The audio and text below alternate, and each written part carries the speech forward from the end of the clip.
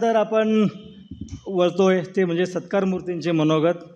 दातृत्वाचं तेज, वक्तृत्वाचं ओझ, ज्यांच्या व्यक्तिमत्वाची वेगळीच चकाकी, सत्कार्याची ओढ, चांगुलपणाची जोड, ज्यांच्या कार्याची वेगळीच लकाकी, ते म्हणजे आपले सर्वांचे मार्गदर्शक आदरणीय डॉक्टर NV साठे मॅडम. मित्रांनो, गेली 38 वर्ष ईश्वरी तेजाचा अंश घेऊन ज्ञानदानाचे कार्य करणारे आपले ज्येष्ठ सहकारी तथा इंग्रजी विभाग प्रमुख आदरणीय डॉक्टर साठे मॅडम यांना विनंती करतो की आपले मनोगत व्यक्त करा. काही 2 मिनटं वगैरे असं काही बऱ्यापैकी मिनटं घेऊ शकते, बऱ्यापैकी. ओके. पण हां तर हां अच्छा बरोबर आहे.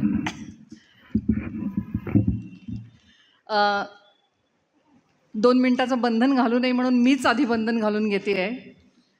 बाकी सगळ्या गोष्टी कट करते आहे आणि डायरेक्ट सुरुवात करते आहे. डायरेक्ट सुरुवात करते आहे म्हणजे एवढंच म्हणेन की इथे उपस्थित सर्वच मान्यवर त्यांना माझा नमस्कार.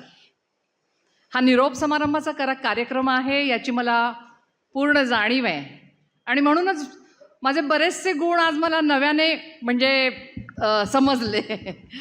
अर्थात आहे ठीक आहे. अगदी सुरुवातीलाच ज्यांना निरोप दिला जातोय म्हणजे माझ्याबरोबरच ज्यांना निरोप दिला जातोय ते लायब्ररी परिचर आपले सहकारी श्री सावंतजी यांना मी उदंड आयुष्य चिंतते. आठवणी खूप आहेत. सगळ्यांनी आता सांगितलं की लायब्ररीत माझा कसा वास होता वगैरे वगैरे, आणि सावंतजी आले आणि अक्षरशः ते बहिणीसारखी माझी काळजी घ्यायचे. खूप सांगता येईल, मॅडम थांबा मी टेबल पुसतो मग बसा, अक्षरशः बहिणीसारखं काळजी घ्यायचे. तेव्हा या माझ्या भावाला तब्येतीची थोडीशी तक्रार झाली त्यांची, पण परत त्याच्यातून त्यांनी डोकं वर काढलेलं आहे आणि त्यांना उदंड सुखी समाधानी असं आयुष्य लाभो अशी मी ईश्वरचरणी प्रार्थना करते. माझ्या विषयाकडे वळते. अनेक संमिश्र भावना आज माझ्या मनामध्ये दाटून आलेल्या आहेत. त्यामुळे त्या नेमकेपणे मांडणं हे कठीण वाटतंय.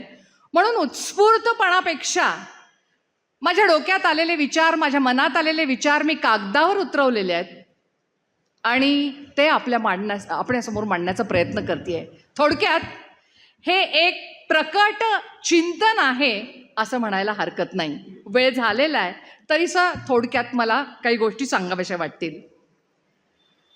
38 वर्षाचा प्रदीर्घ कालखंड, त्याचा पट आज माझ्या डोळ्यासमोरून सरकतोय.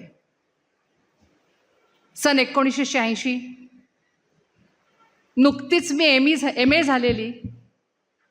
थोड्याच दिवसात रिझल्ट लागला आणि थोड्याच दिवसात संगमेश्वर कॉलेजचा इंटरव्ह्यू होता. अर्थात त्या इंटरव्ह्यू पॅनलचे चेअरमन होते माननीय अप्पासाहेब काडादी सर. इंटरव्ह्यू झाला आणि तो काळ वेगळा होता. दुसऱ्याच दिवशी मला कळलं की अप्पासाहेबांनी अगदी आवर्जून तुमच्या नावाची निवड केलेली आहे. तेव्हापासून जो हा सेवा कालखंड सुरू झालेला आहे तो आज समाप्त होतोय. आजही माझ्या डोळ्यासमोर 38 वर्षाचं ते कॉलेज, ते स्टाफरूम सगळं तसंच्या तसं येत आहे. 38 वर्षापूर्वी स्टाफरूम कॉमन स्टाफरूम होती आणि आज जे ऑफिस आहे ती कॉमन स्टाफरूम होती. 9 वाजता ब्रेक व्हायचा. त्या ब्रेकमध्ये अंबादास चहा करायचा. तो चहा पीत पीत माझे वरिष्ठ प्राध्यापक, आम्ही खूप नवीन लागलेले ना, वरिष्ठ प्राध्यापक गप्पा मारत असायचे. त्यांचे नर्म हास्य विनोद चाललेला असायचा. त्या सगळ्या गोष्टींचं मला आकर्षण वाटायचं. त्यांची विद्वत्ता त्याचंही आकर्षण वाटायचं आणि ते सगळं आज डोळ्यासमोर माझ्या उभं राहते. हळूहळू हा पट पुढे सरकत जात असताना माझ्या मनात विचार येऊ लागला की या सगळ्या गोष्टीमध्ये माझी काय अचिव्हमेंट, म्हणजे 38 वर्षाचा कालखंड गेला पण मी काय अचीव्ह केलं. तेव्हा माझ्या असं लक्षात आलं की लौकिकार्थानं ज्याला अचिव्हमेंट म्हणतात त्या गोष्टींना मी कधी अचिव्हमेंट मानलंच नाही आणि याचा मला आजही अभिमान वाटतो. तर महत्त्वाची गोष्ट मला अशी वाटली की as a teacher I could touch the lives of my students. मी एक टीचर आहे याचा मी कधीही विसर पडू दिला नाही. आणि म्हणून टीचर आणि स्टुडंट्स यांच्यामध्ये एक जे बॉन्ड निर्माण झालं पाहिजे, एक जे नातं निर्माण झालं पाहिजे, ते मी निर्माण करू शकले. अर्थात त्याच्यासाठी खास असे काही प्रयत्न केले नाहीत. बस आपली टीचरची भूमिका, शिक्षकाची भूमिका मी प्रामाणिकपणे निभावत गेले आणि विद्यार्थ्यांचा त्याला प्रतिसाद मिळत गेला. आणि मग असं होत गेलं की the more you give the more you get, the more you get the more you give. देत गेलात की तुम्हाला भरभरून मिळत जातं. विद्यार्थ्यांचं उदंड प्रेम मला मिळालं आणि तीच माझ्या आयुष्याची पुंजी आहे.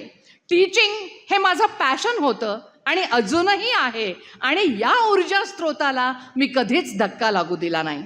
याशिवाय आणखी एका गोष्टीचं मला महत्त्व वाटतं. काही मूल्य ही आयुष्यभर जपायची असतात. मग भले त्यामध्ये तुम्हाला लौकिक अर्थानं तुमचं नुकसान झालं तरी, कारण तुम्हाला मिळणारा आत्मिक आनंद हा लौकिक सुखापेक्षा कितीतरी वरच्या पातळीवरचा असतो. या गोष्टी सर्वांना समजतीलच अशा नाही, पण ज्यांना कळतात त्याने तरी त्या प्राणपणानं जपाव्यात असं मला वाटतं. आपल्या समोरचा आरसाच आपला खरा इव्हॅल्युएटर. बाकी कुणाच्याही शिफारसीची माणसाला गरज असूच शकत नाही. तेव्हा समाधानाच्या एका प्रांतातून समाधानाच्या दुसऱ्या प्रांतात, निवृत्तीच्या प्रांतात मी आज पाऊल टाकतेय. आणि निवृत्ती म्हटलं की एक प्रश्न कायम असतो, आता उद्यापासून काय? मॅडम उद्यापासून काय करणार? वास्तविक पाहता काळ हा एक प्रसरणशील घटक आहे. आत्तापर्यंतच्या आयुष्यात मल्टाटास्किंगच्या नावाखाली आपण बऱ्याच गोष्टी कॉम्प्रेस केलेल्या असतात, पण आपलं ब्रेन हे मल्टाटास्किंगसाठी बनलेलंच नाही आहे. आणि मल्टाटास्किंगमुळे जे मिळतं ते क्वालिटी वर्क असतं असं नाही, मिळतं ते फक्त कंप्लायन्स असतं. त्यामुळे मी ठरवलं आहे की इथून पुढच्या आयुष्यात नो मल्टाटास्किंग. जे काही करायचं असेल, म्हणजे काय, व्यायाम असेल, स्वयंपाक असेल, वाचन असेल किंवा इतरांशी संवाद साधणं असेल, सगळं विदाऊट मल्टाटास्किंग. खरं तर माणसाचं नोकरीमध्ये नसलेलं आयुष्य, निखळ आयुष्यही भरपूर आहे आणि ते त्याचं स्वतःचं असतं. त्याचा विनियोग उत्तम प्रकारे करता येणं हे एक मोठं आव्हान आहे. त्यासाठी पूर्वतयारी आवश्यक आहे. लर्निंग आणि अनलर्निंग हे तितकंच महत्त्वाचं आहे. निवृत्तीनंतर समृद्ध जीवन जगणं मला वाटतं एक कला आहे. मी बऱ्याच उमद्या निवृत्त लोकांना पाहिलं आहे. ते त्यांच्या उपक्रमात इतके व्यग्र असतात, इतके दंग असतात की एखाद्यानं हेवा करावा, फार भव्य दिव्य करण्याची गरज नाही. फक्त दिवसाचे 24 तास आनंद टिपणं आणि आनंदाची पखरण करीत जाणं एवढाच ध्यास असला पाहिजे. आपल्या अंगभूत गुणांमुळे इतरांना हवेवेसे वाटणं यासारखं आयुष्यात सुख नाही आहे. आणि तिथंपर्यंत पोहोचण्याचा निदान निवृत्तीनंतर तरी प्रत्येकानं प्रयत्न करावा असं मला वाटतं. प्रत्येकाला स्वतःच्या अशा अनेक इकिगाई असू शकतात, त्या ओळखणं, त्यांचा पाठलाग करणं, त्यातून आनंद मिळवणं हे मात्र जमलं पाहिजे. इथून पुढील आयुष्यात प्रांजळपणा हेच एक व्यवच्छेदक लक्षण असलं पाहिजे. आणि नेमका हाच प्रांजळपणा नोकरीच्या काळात लुप्त झालेला असतो. खरं तर नंतरच्या काळात आनंदी जगण्यासाठी प्रांजळपणा हे एक उत्तम टॉनिक आहे. आणि म्हणूनच म्हणत असतील, वृद्धत्वात निज शैशवास जपावे. हे सगळं साधं, सरळ, सोपं, सहज साध्य आणि ऑब्व्हियस वाटतं. पण ज्या गोष्टी ऑब्व्हियस वाटतात त्याच गोष्टी नेणिवेच्या पातळीवरून जाणीवेच्या पातळीवर उतरवणं अतिशय अवघड असतं.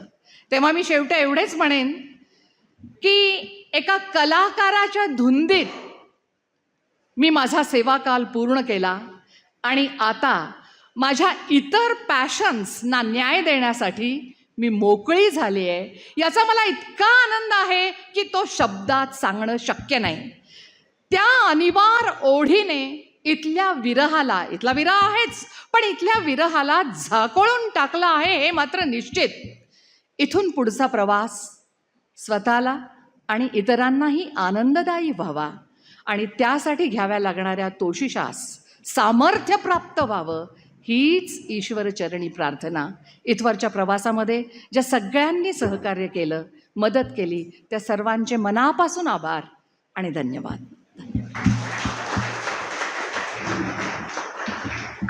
धन्यवाद मॅडम.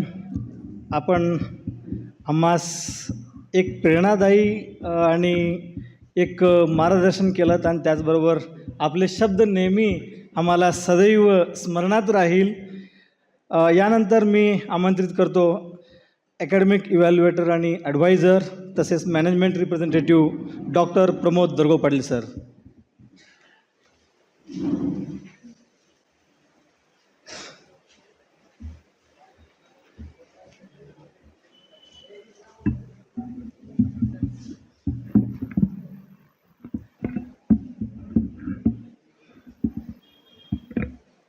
आजचे सत्कार मूर्ती भीमा सावंतजी, नंदा विवेक साठे, प्राचार्य, सर्व उपप्राचार्य व सगळे माझे सहकारी. आत्तापर्यंत इथे सत्कार समारंभानिमित्त मॅडमला सोडून माझ्या आधी 11 जण बोललेले आहेत. मी 12वा आहे. 1 डझन पूर्ण झालेलं आहे. मग ते सुरुवात कुलकर्णी सर, नंतर मुलीमणी सर, नंतर देसाई, नंतर माशाळ, नंतर लकडे, नंतर चिकमट सर, नंतर शेख सर, गावंडे मॅडम, पुरोहित मॅडम, पुजारी आणि आता दर्गो पाटील.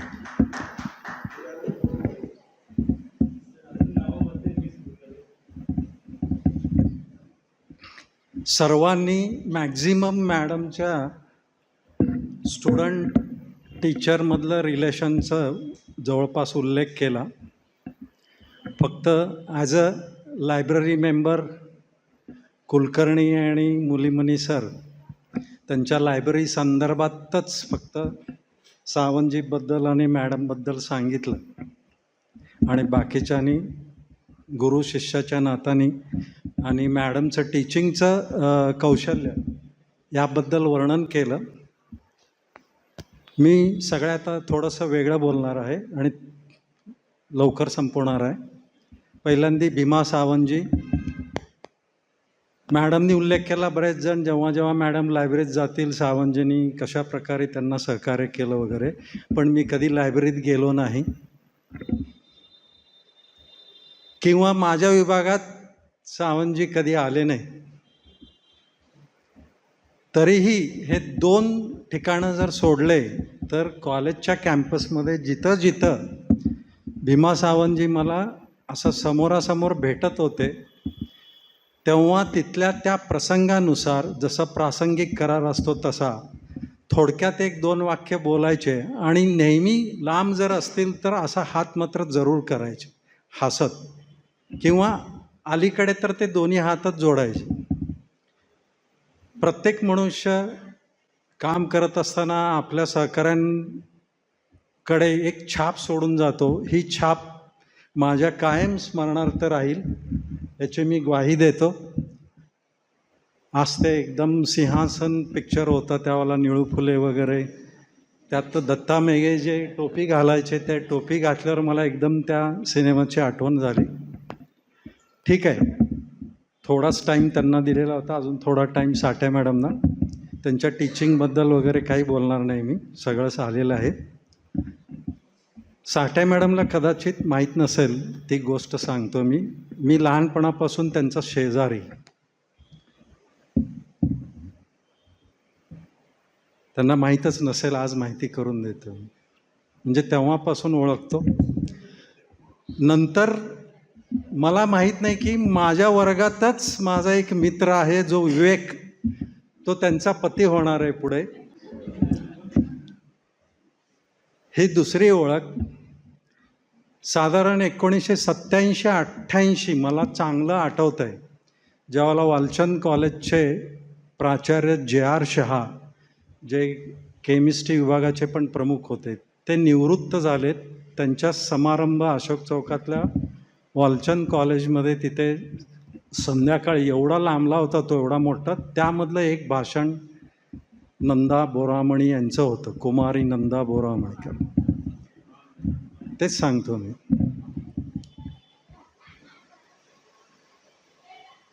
ते भाषण इतकं मी पण त्यावेळेला एकदम नवखा तिथे त्या कॉलेजमध्ये.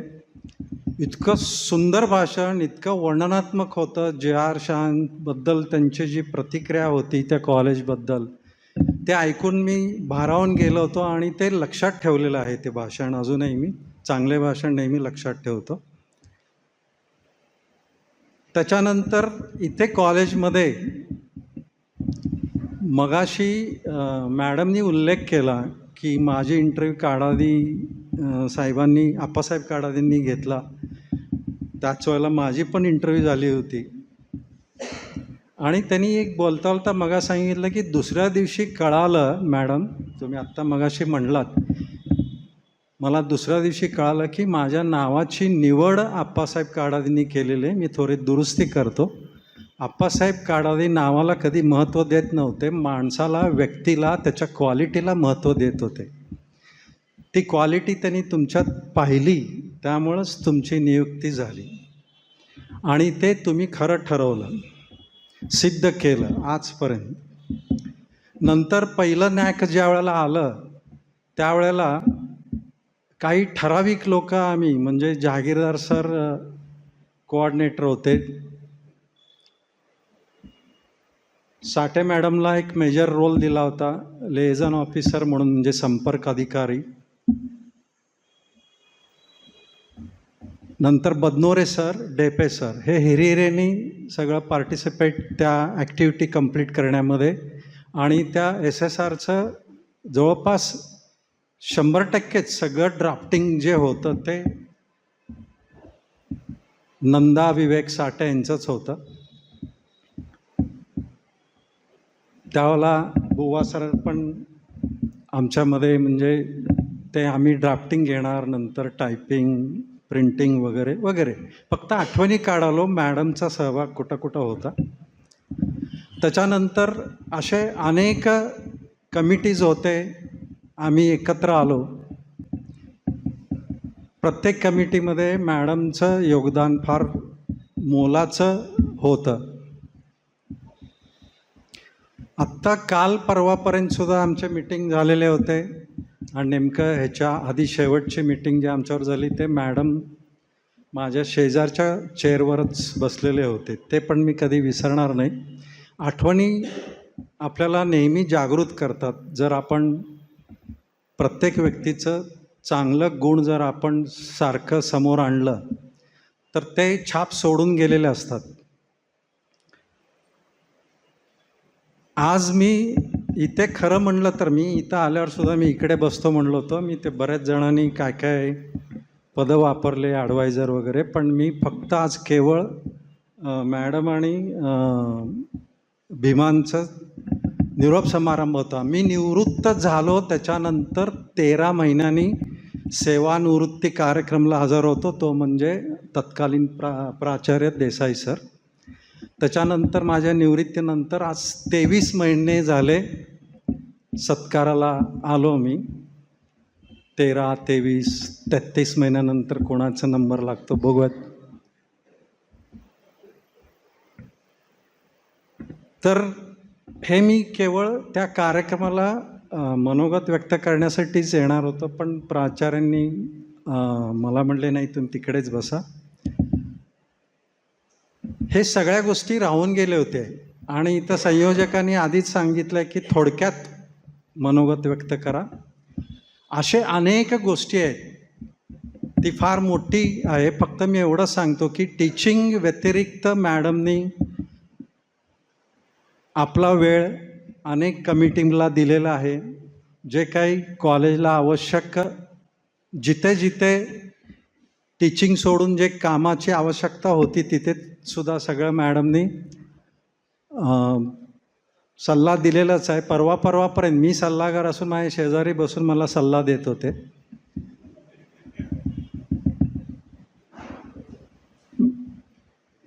भीमा सावंतजी आणि आता मी शब्द वापरतो जे नंदा विवेक साठे, ते अपूर्ण नाव आहे. खरं म्हणलं तर नंदा आणि आत्ता मी सगळं ऐकलं ते खरंच महानंदा आहेत. तुमच्या दोघांनाही उद्यापासूनच्या पुढील पर्वासाठी शुभेच्छा देतो आणि माझं मनोगत थांबवतो. संयोजकांनी मला थोडक्यात मनोगत व्यक्त करायला संधी दिली त्यामुळे मी त्यांचे आभार मानतो. धन्यवाद.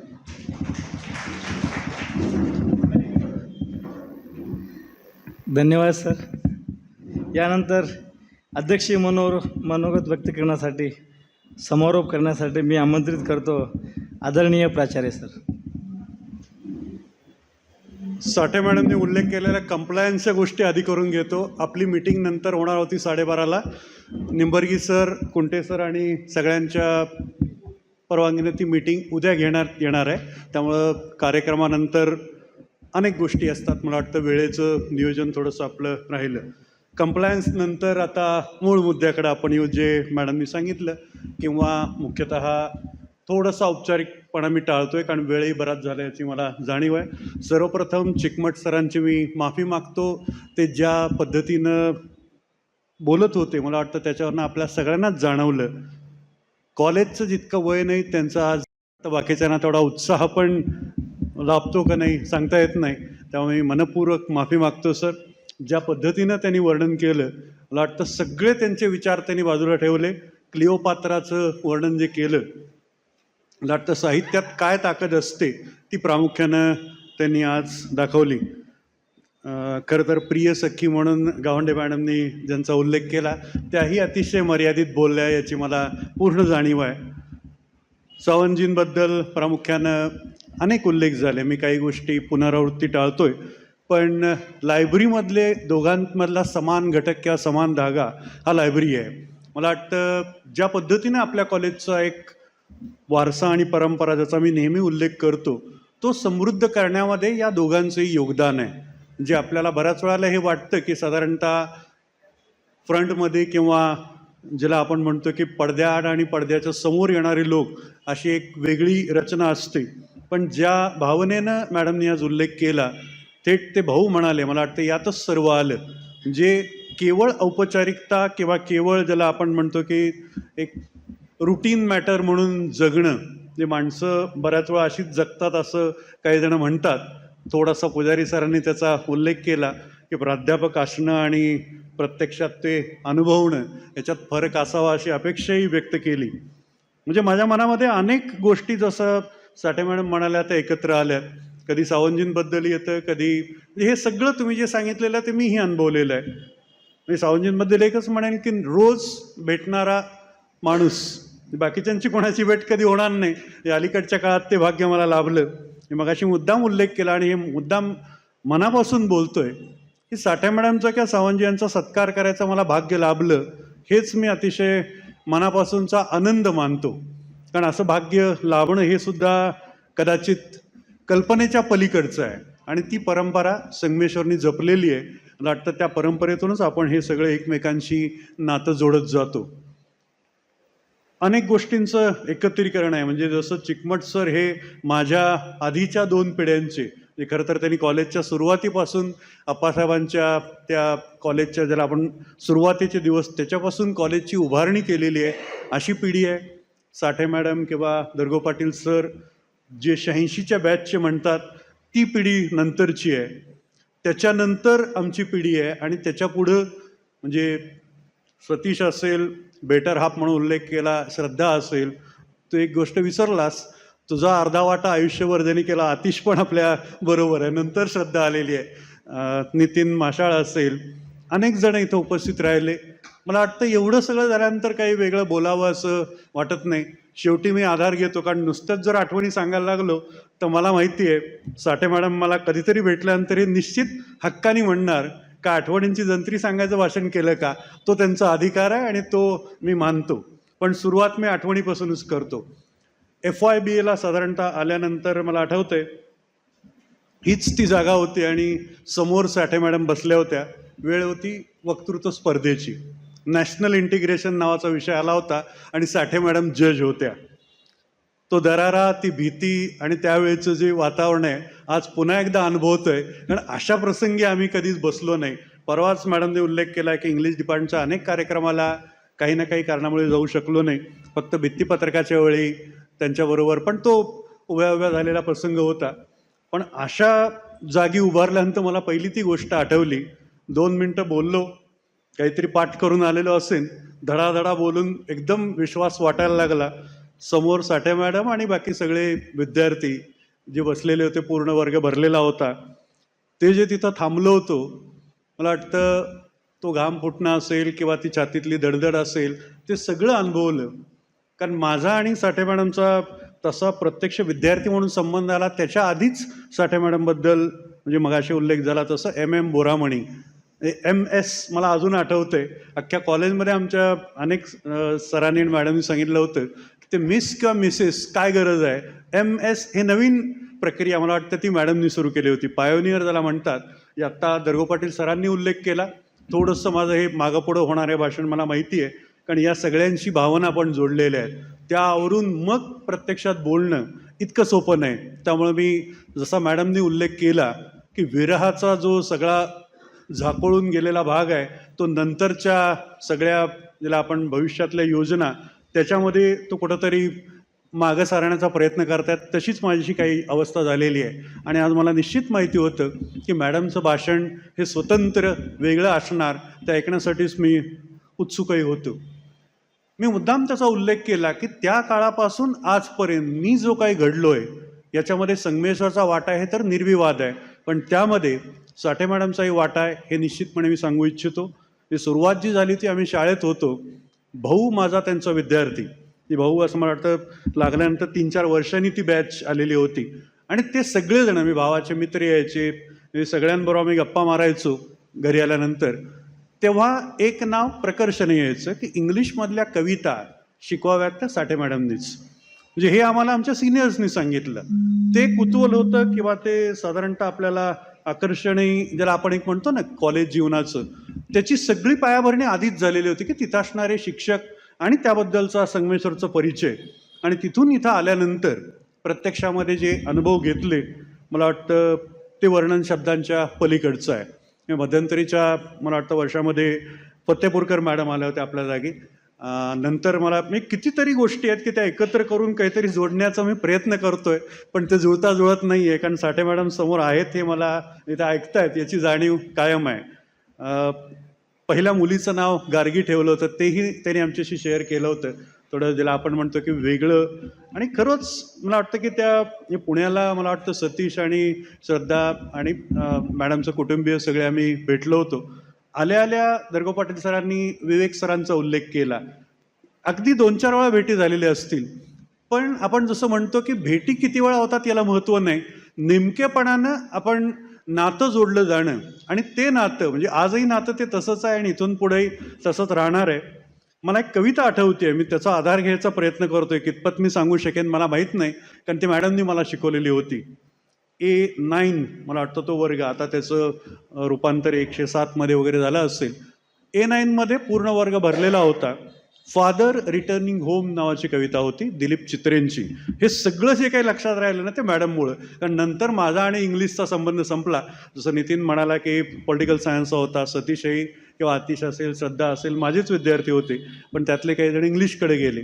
इतक्या वर्षानंतर ती कविता लक्षात राहिली. ती केवळ साठे मॅडमनी ज्या पद्धतीने शिकवली, कारण तेव्हा इंग्लिश आणि त्यातला अर्थ कळणं अशक्य गोष्ट होती.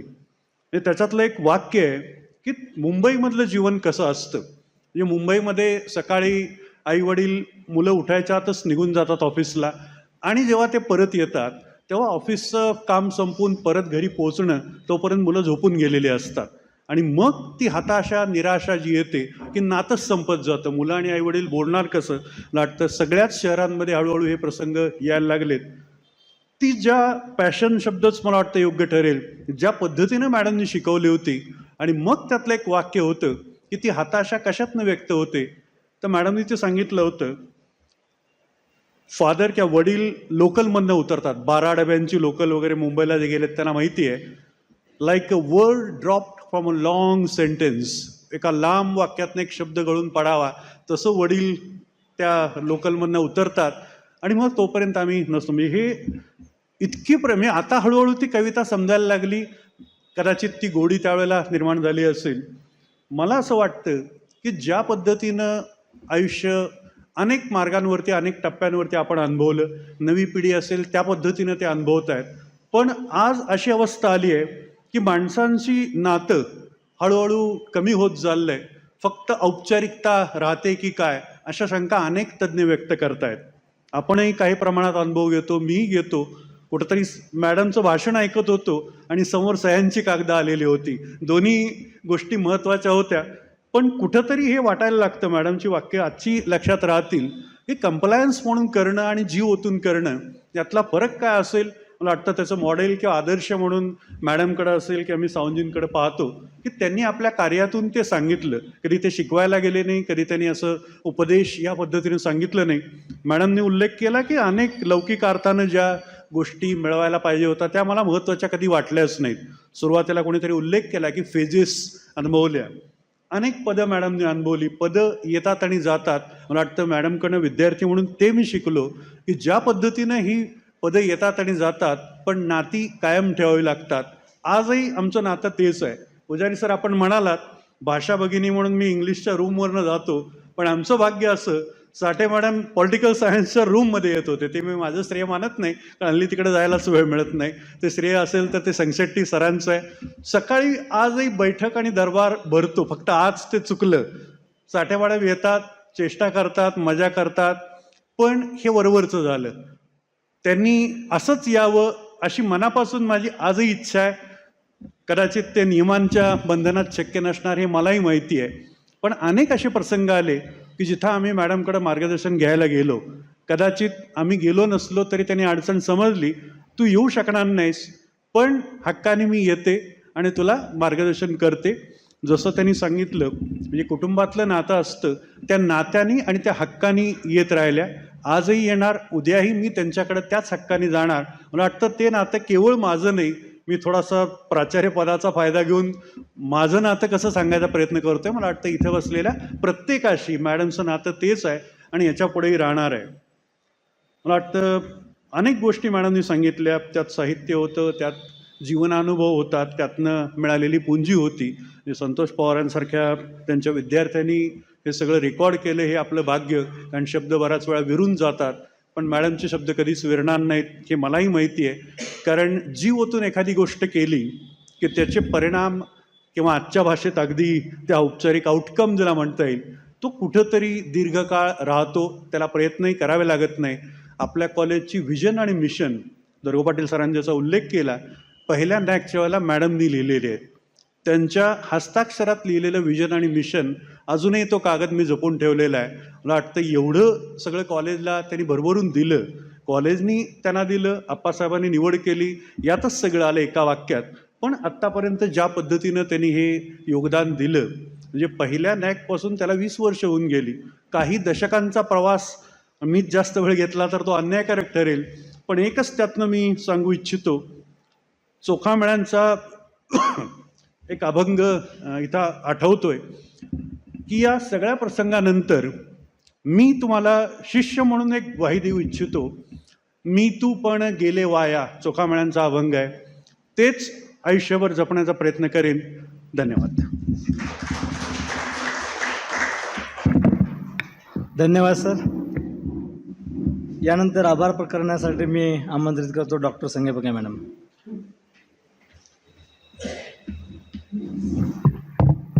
धन्यवाद सर. आजच्या या सेवानिवृत्तीच्या आयोजित केलेल्या कार्यक्रमाचे उत्सवमूर्ती माझे गुरुवर्य साठे मॅडम आणि सावंतजी काका, दोघांचा संदर्भ तसा पाहिला तर ग्रंथालयाशी संबंधित असे गाढे एक पुस्तक वितरक आणि पुस्तक वाचक आज एकाच दिवशी सेवानिवृत्त होताना आपल्याला पाहायला मिळतात. पुस्तकांच्या सानिध्यामध्ये राहून मोठ्या प्रमाणामध्ये ज्ञान ग्रहण करून आमच्या सगळ्या विद्यार्थ्यांपर्यंत पोहोचवण्याचं काम मॅडमनी आणि काकांनी केलं. याचं मूर्तिमंत उदाहरण आज अनेक मॅडमचे माजी विद्यार्थी इथे कार्यक्रमाला आवर्जून उपस्थित आहेत. आणि आणखीन एक सांगायचं मॅडम की कॉलेजच्या मस्टरवरचं पहिलं नाव माजी विद्यार्थी आहे आणि शेवटचं नाव म्हणजे आम्ही माजी विद्यार्थी आहोत. तर याच्यामध्येच आपल्या या शिकवण्याचा जो मोठा असा गौरव आहे तो दिसतो असं मला वाटतं. मॅडम आज या आपल्या संगमेश्वर कॉलेजमध्ये आयोजित केलेल्या सेवानिवृत्तीच्या कार्यक्रमामध्ये आज उपस्थित असलेले आणि कॉलेजकडून सेवानिवृत्ती स्वीकार केल्याबद्दल मी साठे मॅडमची अत्यंत आभारी आहे. त्याचबरोबर सावंजी काकांची पण आभारी आहे. आपणा दोघांनासुद्धा भावी आरोग्यमय जीवनासाठी मी खूप खूप शुभेच्छा देते. त्याचबरोबर ह्या कार्यक्रमाचे आयोजन करण्यासाठी प्राचार्य डॉक्टर RP बुवा सरांनी परिश्रम घेतले. मी त्यांचेसुद्धा आभारी आहे. तीनही सिनियर कॉलेजचे तीनही शाखेचे विभाग प्रमुख या ठिकाणी कार्यक्रमास उपस्थित राहिले, त्यांचे मी आभार मानते. संगमेश्वर कॉलेजचे शैक्षणिक सल्लागार डॉक्टर दर्गो पाटील सरसुद्धा कार्यक्रमाला उपस्थित राहिले, त्यांचे मी आभार मानते. ज्युनियर कॉलेजचे कुंटे सर उपप्राचार्य उपस्थित राहून कार्यक्रमाची शोभा वाढवली, त्यांचेही मी या ठिकाणी आभार मानते. बऱ्याच सर्व शिक्षकांनी अगदी 2 मिनिटाचा जरी वेळ मिळाला तरी त्याच्यामध्ये सुद्धा मनोगत व्यक्त करून घेतलं, त्यांचे मी आभार मानते. सावंजी काकांचे कुटुंबीय या ठिकाणी उपस्थित आहेत, त्यांचेही मी आभार मानते. आणि ज्यांच्याशिवाय कार्यक्रम होणं शक्य नाही ते आपले सर्व प्राध्यापक वृंद यांचे आभार मानते. आणि सुंदर असं सूत्रसंचालन हलोळी सरांनी केलं, यांचे आभार मानते. आणि अध्यक्षांच्या परवानगीने हा कार्यक्रम या ठिकाणी संपला असं मी जाहीर करते.